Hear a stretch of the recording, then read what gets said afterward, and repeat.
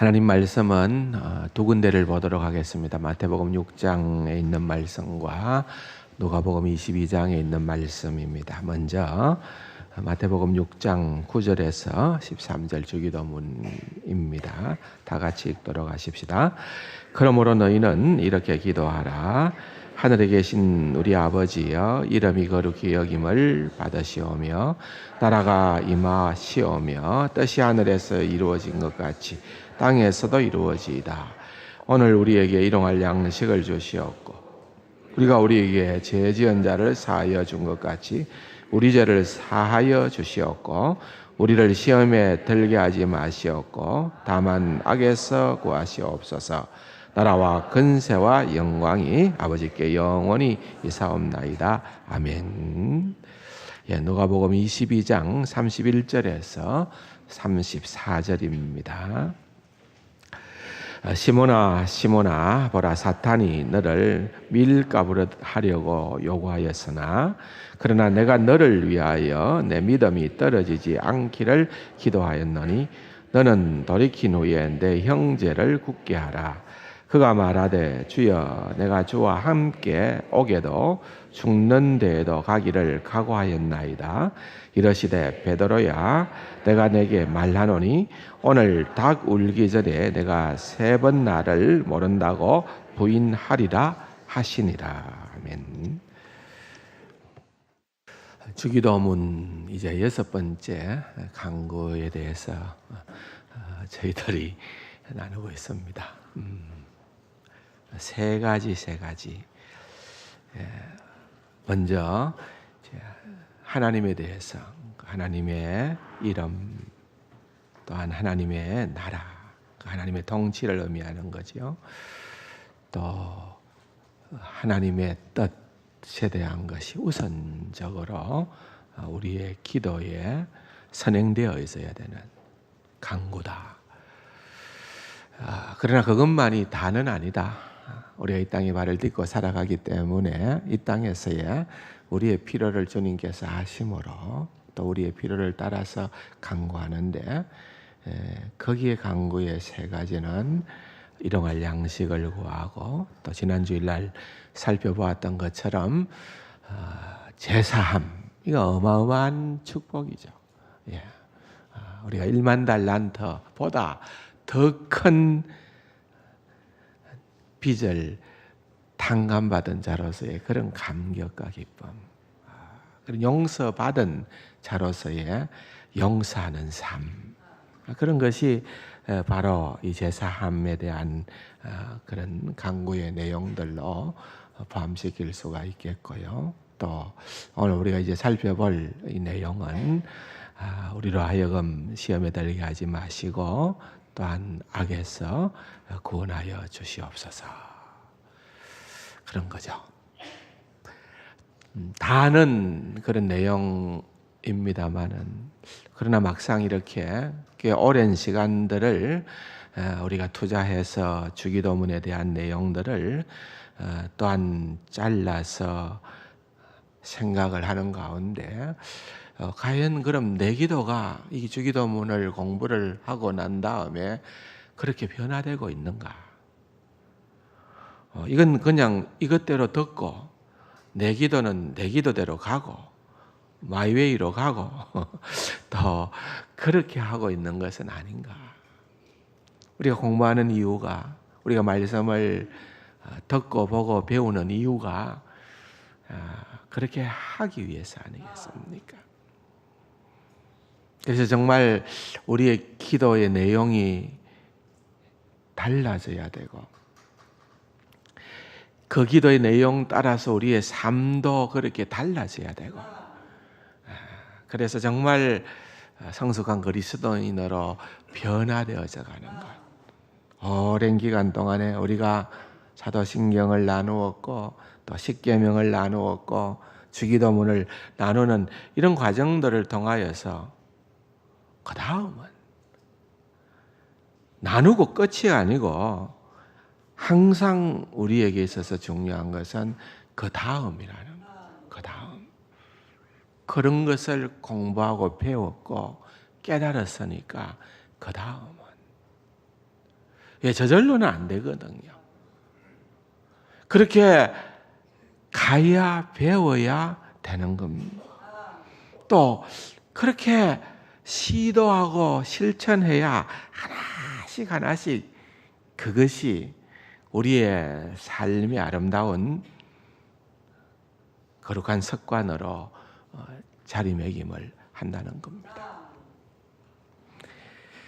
지난주일 제가 남아공의 그 황장로님에 대한 얘기를 했습니다. 어떤 분은 참 이 반응이 좀 다른 것 같아요. 어떤 분은 뭐 그럴 수도 있다 이런 분이 있는가 하면은 어떤 분은 그 얘기를 듣고 막 펑펑 우신 분도 계세요. 뭐 여러 가지 다양한 그런 어떤 생각들을 할 수가 있다 그래 생각을 해요. 그러나 제가 그런 이제 예를 드는 이유는 결국은 우리의 삶이 가야 될 그 방향으로 가는 그 모습을 보면서 우리도 그렇게 부족하지만은 그런 삶을 한번 시도해 보려는 거 아니겠습니까? 그렇게 가야만 하는 인생이지 않고 말로만이 아니라 진짜 그렇게 가야 된다는 거죠. 또 한 장로님 얘기를 기쁨으로 하겠습니다. 주중에 백장로님이 다녀갔어요. 백장로님이. 근데 이 백장로님은 저하고 오랜 친구입니다. 그러니까 뭐 그냥 같은 고향 교회에 태어나서 그냥 어릴 때 같이 자랐던 또 같이 학교도 다녔던 늘 교회에서 뒹굴었던 친구예요, 친구. 그런데 한 43년 전에 이제 아르헨티나에 이민을 갔습니다. 그것도 뭐 돈이 있어서 옛날에는 좀 힘이 있고 돈 있고 뭐 이런 사람들은 미국까지 그 남미 아르헨티나 이런 데 안 갔습니다. 그렇잖아요. 근데 거기에 갔던 사람들은 진짜 어려운 사람들. 그래도 삶을 어떻게든 한번 살아보겠다고 몸부림치고 이 친구도 저도 제가 중학교 2학년 때에 부친께서 소천했지만은 저보다 더 일찍 8살 때에 아버지를 잃었거든요. 그리고 어머니와 함께 사는데 누님이 마침 아르헨티나로 이민을 가 있어서 70년대에 그래서 한 몇 년이 지나고 난 다음에 가족 초청으로 그렇게 초대를 해서 갔습니다. 얼마나 힘들었겠습니까? 스페니쉬입니다. 아르헨티나 대부분 남미 대륙은 사용하는 언어가 스페니쉬니까 말이 통하기를 했겠습니까? 뭐가 됩니까? 그런데 그런 가운데 가서 참 잘 살았던 것 같아요. 제가 한참 세월이 지나고 난 다음에 1998년도에 미국에 있을 때에 어떻게 연결이 되어서 우리 친구가 우리 부부를 아르헨티나로 초대를 하고 반갑게 만나고 그때에 뭐 정말 그 이가수 폴도 가고 뭐 이렇게 해서 제가 사실은 이제 첫 발걸음을 남미로 했던 그때였습니다. 그리고 또 중간에 한번 만나고 한 10년 만에 이번에 또 이제 만났습니다. 지난주일날 이제 고향교회를 갔다가 귀국에서 경주교회를 갔다가 저 소식을 다시 듣고 그렇게 연락이 돼서 만나고 싶어서 일행들을 먼저 보내고 이렇게 창원에 왔어요. 한참 얘기를 하다가 그렇게 얘기를 하는 거예요. 제가 요구를 한 것도 아닌데 그래도 친구가 그 선교 이사장이라는데 내가 어떻게 도와줄까? 내가 뭘 하나 하고 싶은데 어떻게 도와주면 좋겠나? 이렇게 묻는 거예요. 그래서 제가 좀 잠깐 고민을 하다가 제가 그렇게 답을 했어요. 그래, 백장로는 어쨌든 43년을 남미에서 살았으니까 남미의 우리 선교사님들이 좀 언제든지 찾아갈 수 있는 그런 피란처요, 안식처요, 그런 어떤 쉘터가 되면 좋겠다. 그랬어요. 그래서 이제 남미 선교사들에 대한 얘기를 좀 해줬습니다. 아직까지도 부에노스아이레스는 우리 거신교단의 한인교회는 없기 때문에 우리 거신교회의 장로는 아니었고 다른 교단의 장로로 이렇게 봉직을 하고 있었지만은 어릴 때부터 늘 이 거신의 뿌리라는 것들이 있었기 때문에 들어와서 그러면은 우리 교단을 위해서 내가 뭘 좀 할까 이런 생각을 하게 되어졌다는 거예요. 그래서 이제 같이 대전선교본부도 가서 남미 선교사들에 대한 보고도 받고 다양한 선교 사역에 대한 그림들을 나누고 난 다음에 마침 남미 선교사님들이 지난번 모임에서 결정한 것이 내년도 4월 달에 남미 어디에서인지는 모르지만 남미에서 사모들만이라도 남편 애들 다 떼놓고 사모들만이라도 수련회를 한번 해줘야 된다, 하고 싶다, 그런 이야기를 나누고 추진을 하고 있었다는 거예요. 왜? 곳곳에 떨어져 있으니까 또 남편은 사역지로 가니까 또 정말 아무도 없는 그곳에서 자녀도 키워야 되지요, 사역도 해야 되지요. 이 사모들이 받는 그런 어떤 영적인 스트레스가 보통이 아닌 거예요. 그래서 그 얘기를 듣고서는 최종적으로 이 백장로님이 그러면은 그래도 이 남미 전체에서는 가장 가고 싶은 곳, 아름다운 곳이 그래도 아르헨티나 부에노스아이레스니까 여기 터코브 호텔에다가 내년 4월 달에 항공권을 다 제공해서 모든 사모님들을 18 선교사들의 사모님이 계세요. 초대를 하고 잘 모시고 집회도 하고 끝나고 나면은 세계적으로 아름다운 이가수 폭포에 비행기를 타고 가야 되거든요. 부에노스아이레스에서도 2박 3일간 그렇게 투어도 시켜주고 그렇게 해서 다 접대를 하겠다, 이렇게 약속을 해줬어요. 남미 선교사님들이 얼마나 좋아했겠습니까? 그래서 제가 조금 이사장으로 폼이 났습니다. 친구 장로님이 그런 역할을 해주었는데요. 근데 제게 그러는 거예요. 아무런 생각 없이 왔는데 이렇게 귀하고 아름다운 일, 하나님이 기뻐하시는 그런 일들을 할 수 있는 그런 기회를 내게 주니까 너무 감사하고 좋다는 거예요. 그러면서 하는 이야기가 우리 한국 사람들이 참 부지런하대요. 한국이 변화되고 발전한 거는 말할 것도 없지만은 해외에 나가 사는 그런 한국 사람들도 대체적으로 성공하고 잘 산대요. 자기도 그런 인물 가운데 한 사람이지만은 이상하게도 한국 사람들은 남미에서 성공하고 잘 살게 되면은 다 미국 간다는 거예요. 미국. 그러니까 아르헨티나 사람들이 생각을 할 때는 좀 자기 나라에서 은혜를 입었으니까, 왜냐하니까 이제 그 나라는 유럽으로부터 모든 문화를 받아들였기 때문에 의료보험이나 이런 것들, 의료 혜택이 무료예요. 모든 의료 진료가 무료예요. 우리도 좋지만 우리보다 더 좋은 것 같아요. 무료니까. 두 번째로는 교육비가 하나도 안 들어요. 모든 교육비를 다 무료를 해줘요. 그러니까 국가가 필요해서, 사회 조직이 필요로 해서 의사가 되든지 변호사가 되든지 다 되는 과정까지 돈이 드는 게 없어요. 그런데 그 나라에서는 의사나 변호사가 특별한 대우를 못 받는 거예요. 그러니까 이 사람들이 전부 다 어디로 가고 싶어 하는 거 하면 미국으로 간다는 거예요. 우리 한인 2세들이나 1.5세들이 그렇게 공부해서 그렇게 위대한 자리에 가면은 그 나라를 위해서 이렇게 봉사를 해야 되는데 미국으로 가버린다는 거예요. 돈 벌어도 미국으로 가버리고.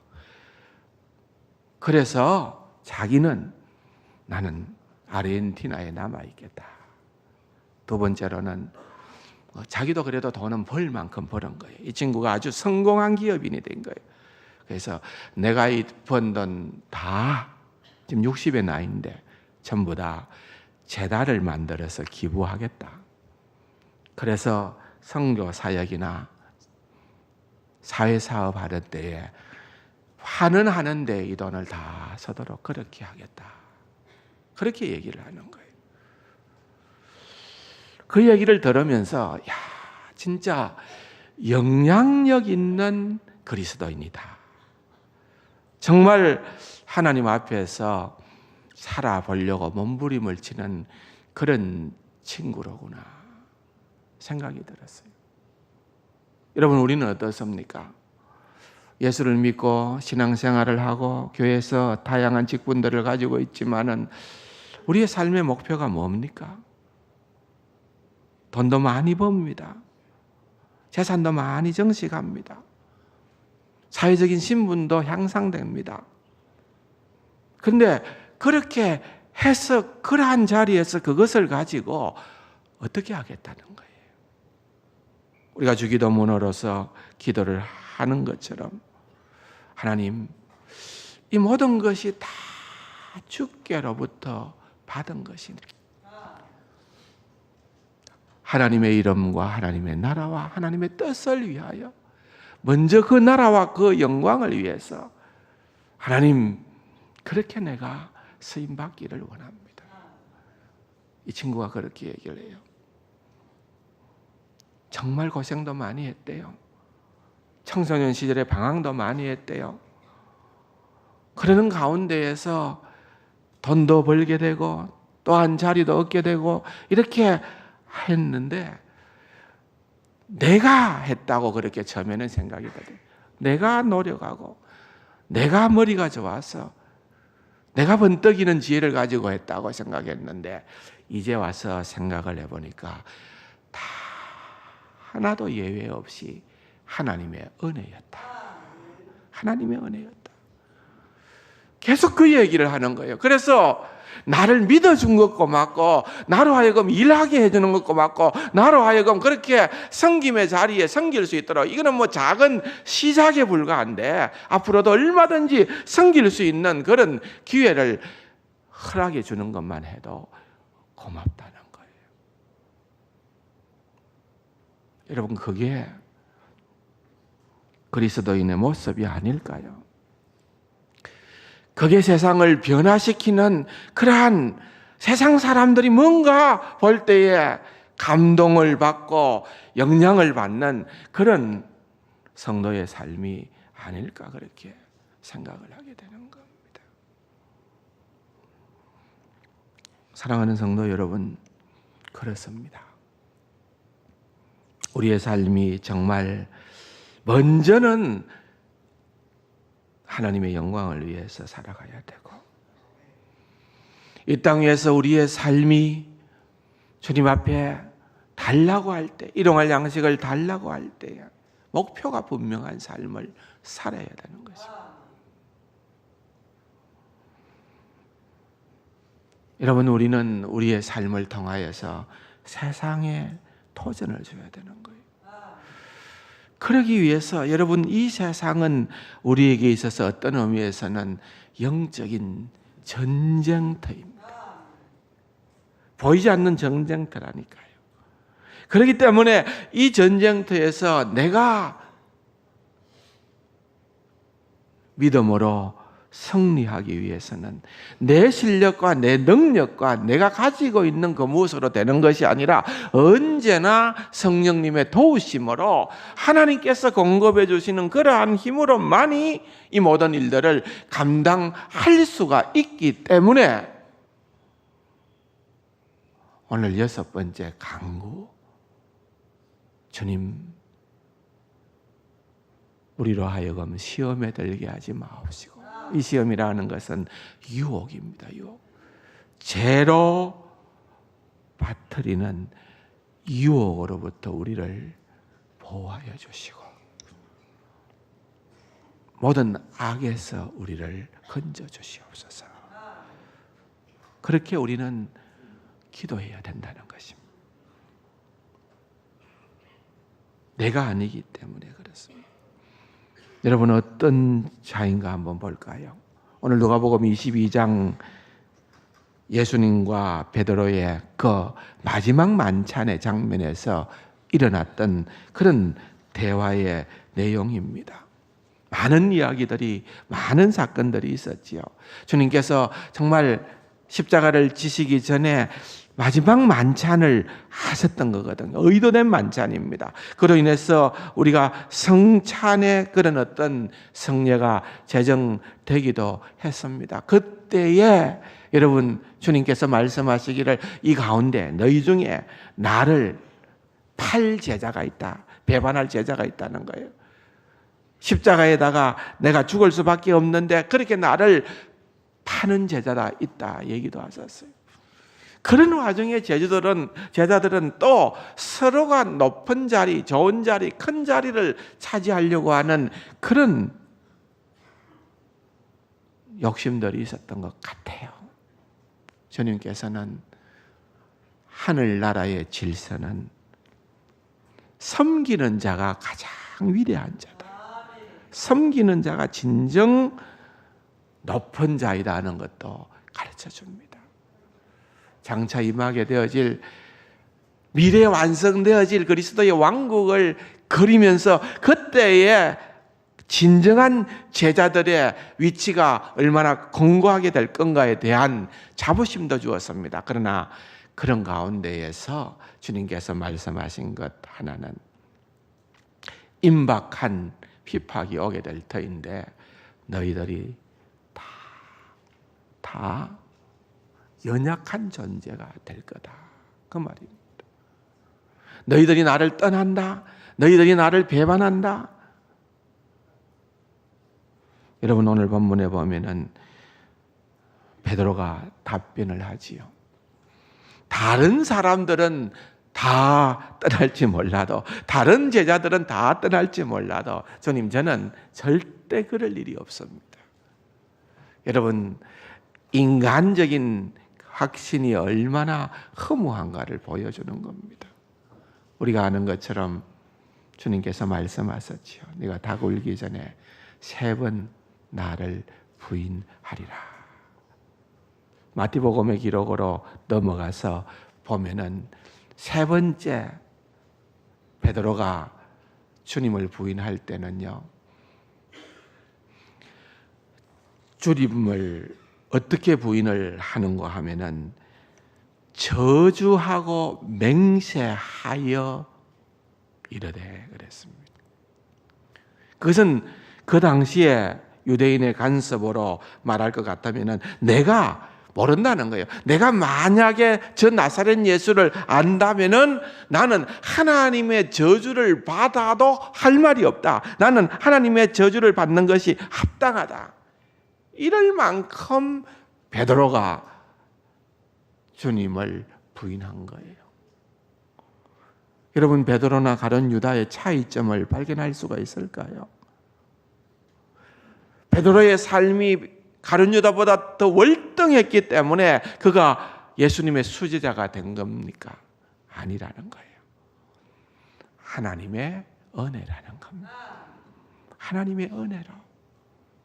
그럼에도 불구하고 그렇게 주님을 배반했음에도 불구하고 하나님의 은혜로 베드로가 예수님의 수제자의 직무를 감당하게 되어졌다는 것입니다.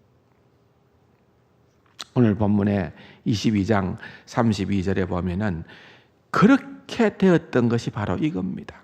31절에 시몬아 보라 사단이 너를 밀가부릇 하려 요구하였으나, 그렇게 정말 밀을 채질하여 알곡과 껍질을 가려내듯이 사탄이 제자들의 믿음을 흔들어 놓고 과연 구원받을 자격이 있는 자인지 그렇게 없는 자인지 검증하려고 덤벼들었다는 것입니다. 그러나 32절에 보면은 그러나 내가 너를 위하여 내 믿음이 떨어지지 않기를 기도하였노니. 그렇습니다. 여러분 내가 잘나서가 아닙니다. 나의 나된 것은 하나님의 은혜입니다. 나의 나된 것은 그 배후에 주께서 우리를 위하여 중보 기도하심으로 말미암아 나도 별 수 없는 존재인데, 그러나 그 은혜 때문에 결국은 베드로는 사람 낚는 어부가 되는 그 자리에 이르게 된 것입니다.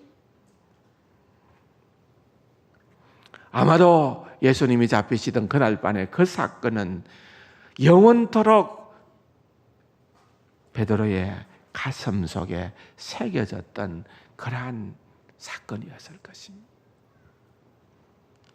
그래서 그는 그 뒤로 늘 고백을 합니다. 근신하라, 깨어라.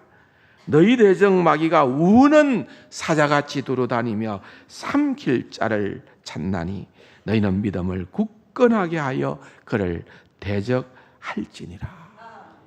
하나님의 은혜가 없으면 우리는 잠시도 사탄의 유혹을 견딜 수 없는 연약한 죄인이라는 것입니다. 그래서 여러분 주기도문에 마지막 강구는 바로 이와 같은 점을 우리에게 일깨워 주고 있다는 것입니다. 그런 의미에서 여러분 한번 보실까요? 하이델베르크 교리문답 127문입니다.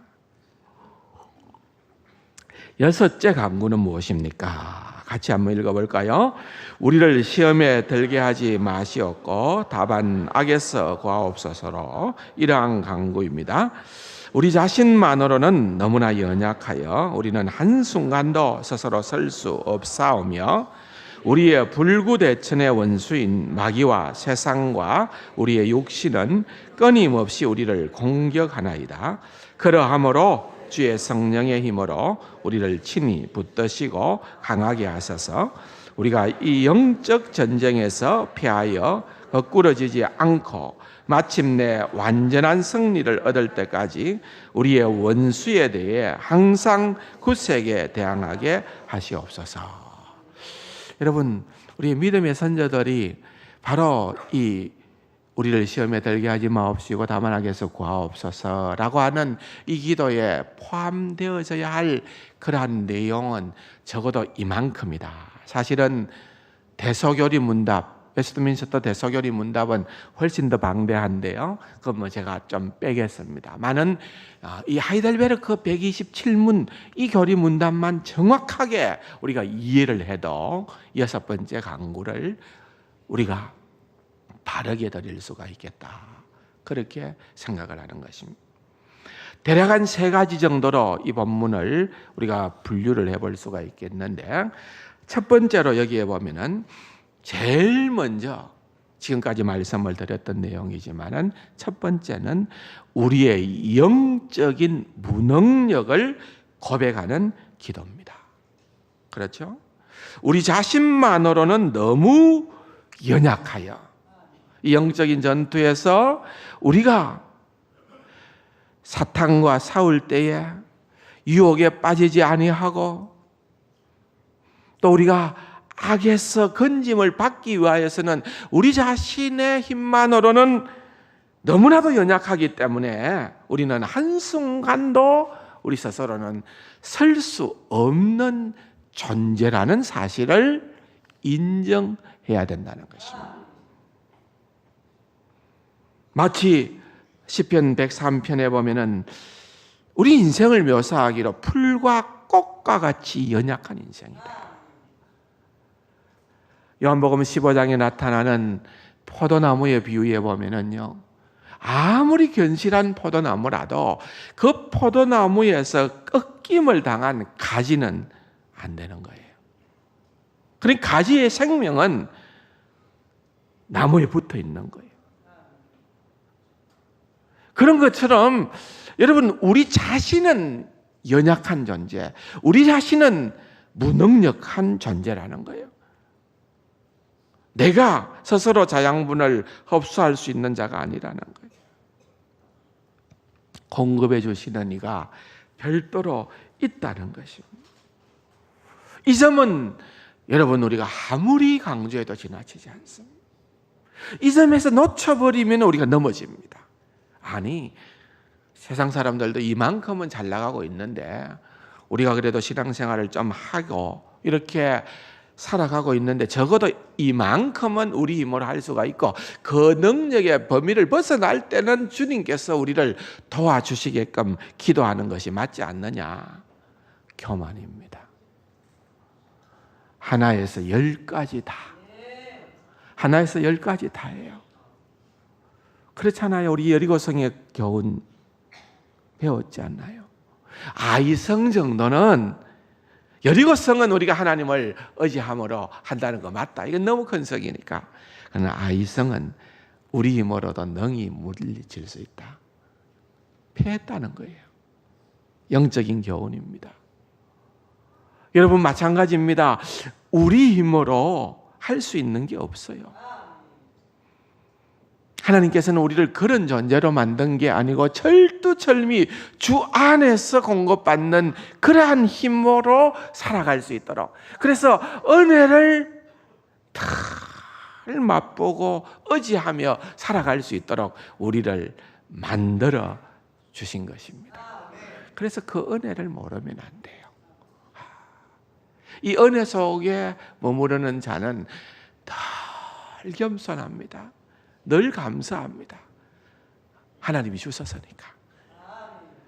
근데 내가 했다는 것이 있으면은, 내가 한 사람은 교만할 수 있습니다. 이름을 내야 됩니다. 큰 소리를 쳐야 됩니다. 적어도 이만큼은 하나님 앞에 내가 내세울 만한 뭐가 있고 사람에게 보여줄 만한 뭐가 있다고 착각하는 겁니다.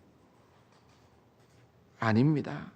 여러분, 우리는 철두철미 주기도문에 이 기도를 드리면서 우리는 영적으로 너무나도 연약하여 한순간도 스스로 설 수 없는 자신임을 고백해야 된다, 그 말입니다. 그것이 우리의 생명입니다. 두 번째로 거기에 보면은 어마어마한 표현을 쓰고 있습니다. 불구대천의 원수가 우리에게 있다. 불구대천의 원수. 이 불구대천의 원수라고 하는 말은 한자로 같은 하늘을 이고 살 수 없는 대적이다. 이게 하늘 밑에서 절대로 병행할 수 없는, 타협할 수 없는 원수다, 이 말입니다. 우리가 막 원수라 이랬다가도 정치적인 목적 때문에 보면은 화해도 하고 회담도 하고 이러잖아요. 그런데 여러분 그런 존재가 아니라는 거예요.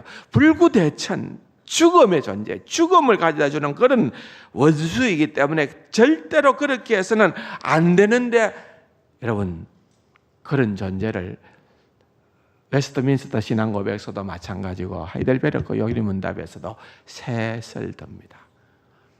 그 셋이 뭔가 하면 첫째는 마귀입니다. 사탄입니다. 사탄과는 타협이 안 돼요. 여러분 사탄과 타협할 수 있습니까? 절대 아닙니다. 절대 아닙니다. 하나님을 끝까지 대적하는 자는 사탄입니다. 타락한 천사로서 하나님한테서 나오는 모든 좋은 것을 망치는 일, 에덴 동산을 망쳤습니다. 아담과 하와를 망쳤습니다. 모든 믿는 사람들을 어떻게 해서든지 망치려고 골몰하는 것이 사탄의 관계입니다. 이게 영적인 전쟁의 실체예요, 실체. 우리가 이걸 용납해서는 안 돼요. 두 번째로는 세상이라고 그랬습니다. 이 세상이라고 하는 것은 그냥 여러분 하나님께서 창조하신 아름다운 이 피조물 세상이 아니라 이미 사탄으로 말미암아서 더럽혀진 죄 가운데에서 살아가는 우리 인간들의 활동 무대를 의미하는 그러한 말씀입니다. 이 세상이라고 하는 것은 더 이상 하나님의 이름, 하나님의 나라, 하나님의 영광과 상관없이 삶을 살아가는 것을 목표로 하는 그들의 세계를 의미하는 것입니다.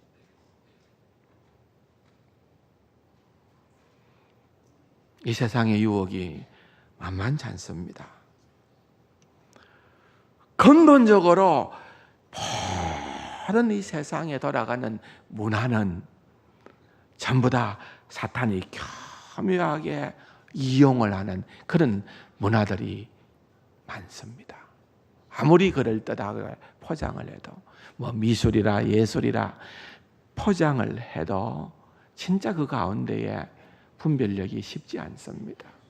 하물며 여러분들이 뭐 나는 분별력이 있어서 영화를 본다, TV를 본다, 이거는 아니다 싶으면 나는 끊는다. 근데 잘 끊어집니까? 안 끊어집니다.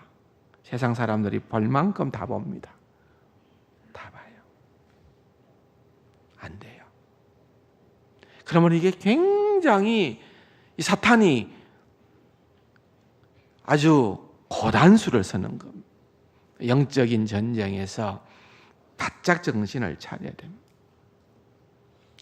세 번째로 우리 육신이라고 그랬습니다. 이 몸이 아니라 이 육신이라고 하는 것은 여러분 우리의 타락한 죄의 본능을 의미하고 그 본능대로 움직이려고 하는 옛 사람을 의미하는 말입니다. 그러므로 여러분 조금만 방심하면은 마치 이것이 그냥 잡초가 올라오듯이 선뿌리가 올라오듯이 우리도 모르는 사이에 여러분 얼마나 이런 죄악된 본성들이 구석구석에서 우리를 넘어뜨리려고 하는지 모른다는 것입니다. 문제는 이 세 가지가 따로 노는 것이 아니라 아주 기가 막히게 합동작전을 선다는 거예요. 연합정선을 구축해가지고서 그들이 우리를 넘어뜨리는 거예요. 그러므로 여러분 달리 방법이 없습니다.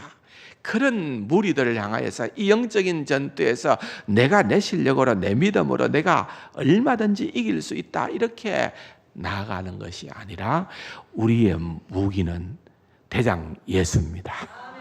그렇기 때문에 우리는 힘센 자를 앞세우고 뒤에 따라가야 됩니다.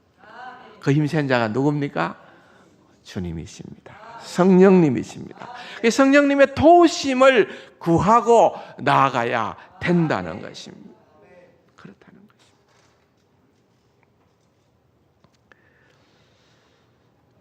어떻게 보면은 이 여섯 번째 강구를 보면서 마치 하나님께서 우리를 시험에 들게 하시는 분인 것처럼 오해를 할 수가 있습니다.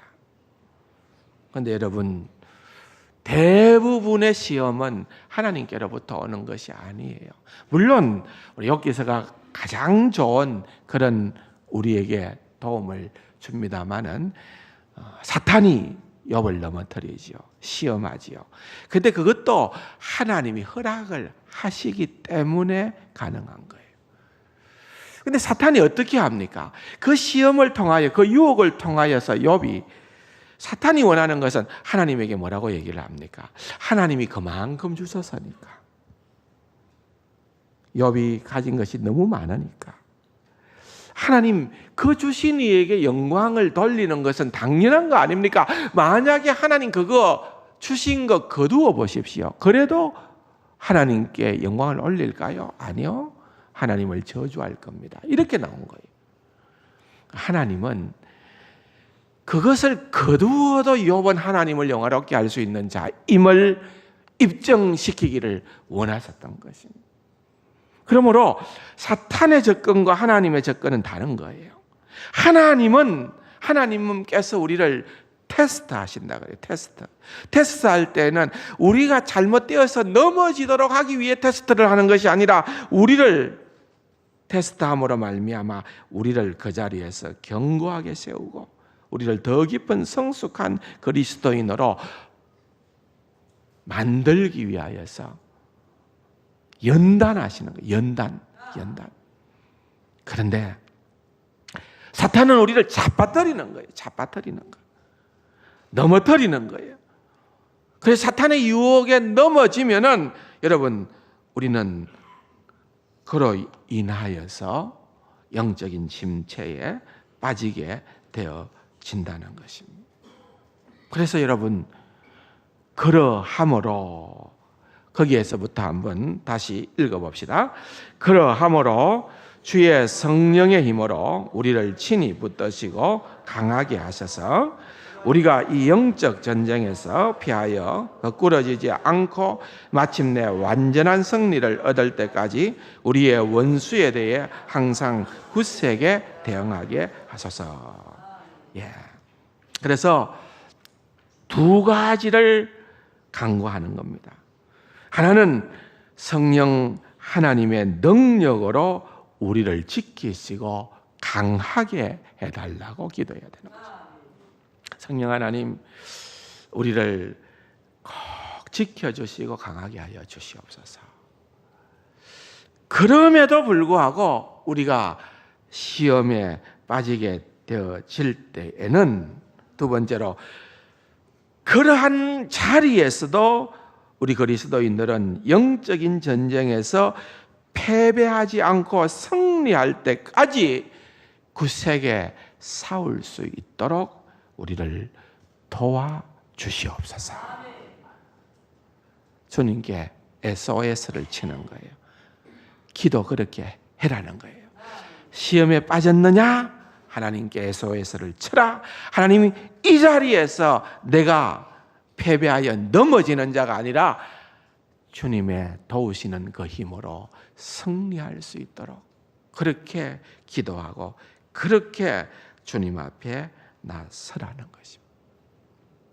사랑하는 성도 여러분, 그것이 바로 우리가 기도해야 될 이유입니다.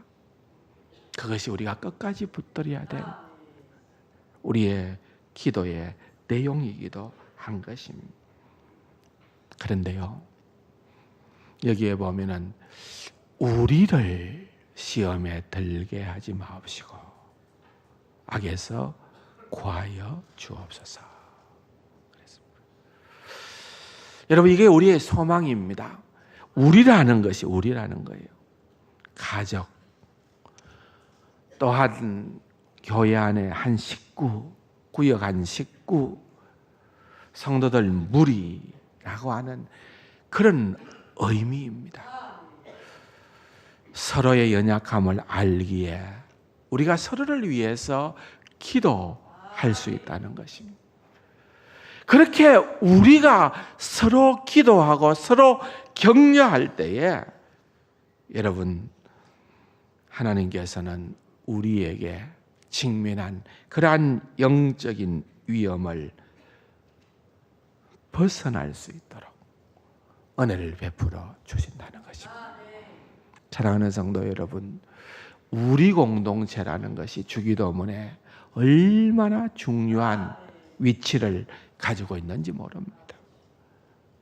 따라서 여러분, 우리가 정말 하나님의 전신갑주를 입고 하나님의 전신갑주를 입고 주 안에서 우리 모두 믿음으로 승리하는 귀하고 복된 우리 세상 가족들이 되기를 주님의 이름으로 축원합니다.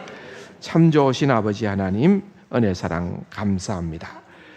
우리에게 주신 이 주기도문의 내용들을 깊이 묵상하면서 주여 주기도문으로 변화되어지는 참 그리스도인의 삶을 살아갈 수 있도록 은혜 위에 은혜를 더하여 주옵소서.